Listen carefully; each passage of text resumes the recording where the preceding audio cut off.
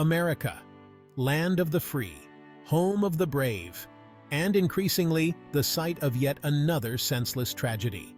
This time it was a high school just outside of Atlanta, Georgia. 2 lives cut short, families shattered, a community left to pick up the pieces. The details are still emerging, but one thing is clear. This is a nightmare we've lived through far too often. The faces of the victims may change, but the story remains the same.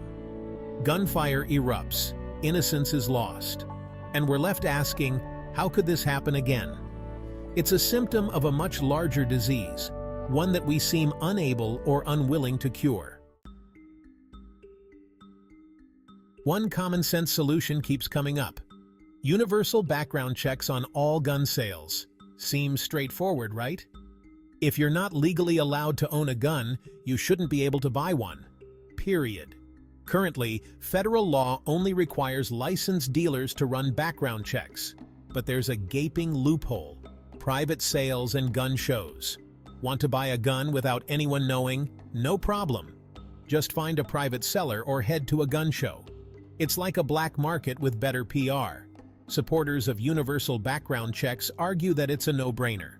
Close the loophole. Keep guns out of the wrong hands. Opponents, however, cry foul. They claim it infringes on Second Amendment rights and won't stop criminals from getting guns illegally anyway. The Second Amendment.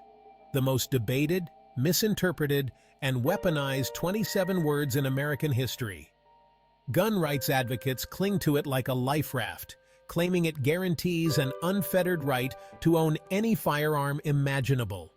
Meanwhile, gun control advocates argue that the Founding Fathers could never have envisioned today's arsenal of military-grade weaponry. They believe the Second Amendment was meant to ensure a well-regulated militia, not turn our streets into war zones. The truth, as always, is probably somewhere in the middle. But one thing is clear: the right to own a gun shouldn't supersede the right to live in a safe society. We need to find a way to balance individual liberties with the collective good. The gun debate is often framed as a zero-sum game. One side wins, the other loses. But it doesn't have to be this way.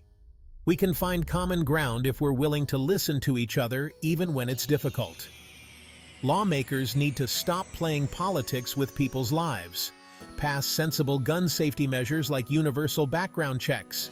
Invest in mental health resources. Address the root causes of violence.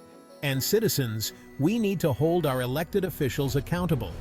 Vote for candidates who prioritize public safety. Contact your representatives and demand action. Get involved in organizations working to end gun violence. This isn't about taking away anyone's rights. It's about protecting everyone's right to live in a safe and just society. It's time to choose life over fear, hope over despair, action over apathy. Let's honor the victims of gun violence by creating a future where their stories are no longer commonplace.